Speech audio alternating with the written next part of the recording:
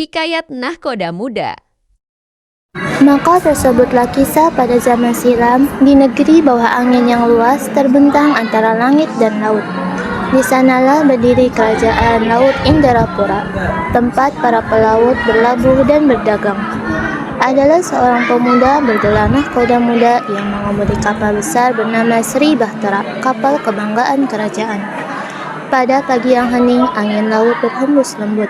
Sri Bahtera tampak berlabuh di dermaga. Di atas dek, kedua awak kapal sibuk menyiapkan layar dan tali tambang. Ikat talinya di junceng sana, angin timur sudah mulai naik. Hahaha, jangan ajar aku sudah mengikat lebih banyak tali dari jumlah janggutmu. Cukup kalian berdua, simpan tenaga kalian untuk lautan, bukan untuk bertengkar. Demikianlah mereka berangkat berlayar menuju Laut Tengah, tempat ombak dan badai menjadi ujian bagi setiap pelaut sejati. Tatkala matahari menapak ke tengah langit, awan hitam datang dari ufuk barat. Ombak bergejolak, petir menyambar bagaikan naga mengamuk. Tiba-tiba langit memancarkan cahaya biru keperakan, berputar membentuk lingkaran di atas lautan. Tuanku, langit seolah membuka mata. Lihat itu cahayanya menembus laut. Apakah ini badai biasa atau kutukan dari dasar laut? Pegang tali layar, jangan biarkan kapal berpaling, laut ingin menguji kita. Maka Sri Bahtera pun berjuang melawan badai sihir yang dahsyat. Ombak memukul sisi kapal dan petir menari di langit.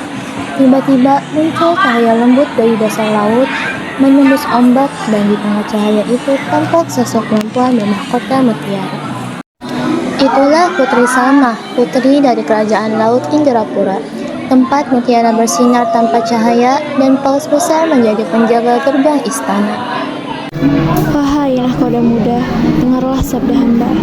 Laut ini bergejolak karena permata laut Indrapura telah dicuri.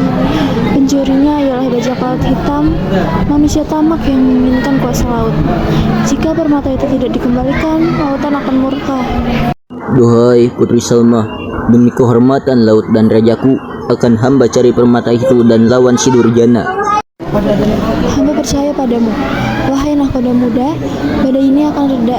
Tetapi berhati-hatilah, bajak laut hitam bukanlah manusia biasa. Ia dikuasai sihir hitam dari batu laut purba.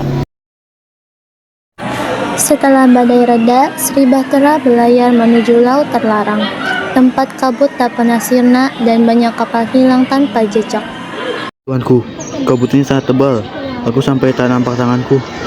Tenangkan dirimu, gunakan kompas laut ini yang diberikan oleh Putri Salma tadi. Lihat bayangan kapal hitam di depan. Maka muncullah kapal besar berwarna hitam legam, berasap dan bersenjata meriam. Itulah kapal milik bajak laut hitam. Hahaha, siapa berani menantang aku di lautan kutukan ini? Serahkan permata itu atau karam kalian di dasar laut. Laut bukan milikmu, bajak laut hitam. Aku datang menuntut kembali permata milik kerajaan Indrapura. Permata itu sumber kekuatanku. Dengan itu aku akan menguasai 7 samudera. Cepat, jaga sayap kiri kapal. Biar aku uruskan mereka. Lihat jurus gelombang 3 pukulan. Kedua awak kapal bertempur gagah. Nahkoda Muda menantang bajak laut hitam di menara kapal. Pedang mereka beradu memecikkan cahaya biru. Selama laut masih bernyanyi, keadilan tak akan pernah tenggelam. Maka sinarlah kekuatan jahat itu. Bajak laut hitam terjatuh ke laut ditelan pusaran ombak. Sri Bahtera terselamatkan. Setelah badai reda, tampak cahaya muncul dari dasar laut. Dari sinar itu, Putri Salma kembali datang, membawa ketenangan dan kedamaian. Wahai Nahkoda Muda, engkau telah menunaikan janji dan menyelamatkan kerajaan hamba. Sebagai tanda persahabatan, terimalah kompas laut Indrapura ini. Selama engkau berlayar dengan hati yang jujur, laut akan menjagamu.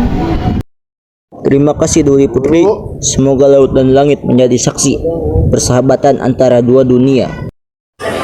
Maka berlayarlah Sri Bahtera kembali ke kerajaan laut Indrapura dengan hati penuh syukur.